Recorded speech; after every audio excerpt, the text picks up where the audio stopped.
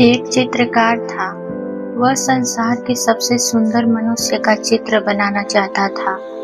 वह चित्रकार बहुत सुंदर आदमी की खोज में गांव-गांव, नगर-नगर, डगर-डगर भटका, लेकिन उसे उसकी कल्पना में बस कोई व्यक्ति ना मिला जिसे देखकर लगे कि उसमें समग्र सुंदरता निवास करती है। वह भटकते-भटकते एक पहाड़ी पर पहुंचा।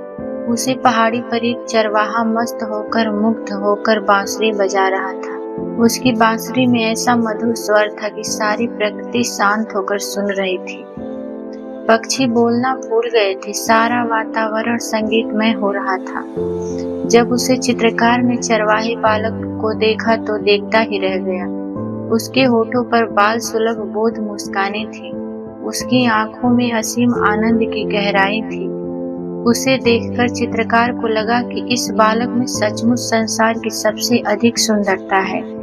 उसने उसके ही सराही परमात्मा निवास करता है। लेकिन जब 50-60 साल बाद चित्रकार बूढ़ा हो रहा था तो उसने किताबों में पढ़ा कि मनुष्य में शैतान भी निवास करता है। अगर मैं शैतान की तस्वीर भी बनाऊंगा तो जीवन का पूरा तथा सही चरित्र पढ़ सकूंगा। इसलिए वह शैतान की तलाश में निकल पड़ा। वह बहुत गंदे-गंदे स्थान पर गया। घूमते-घूमते वह एक जेल में पहुंचा, जहां एक खूंखार कैदी था, जिसने कई हत्याएं की थी। कुछ ही दिन में उसे मृत्यु दंड मिलने वाला था। उसे कैदी का चेहरा देखते ही चित्रकार घबरा गया। उसने इतना भयानक मुख तथा विश्वास चेहरे पर चेहरा पहले कभी नहीं देखा था।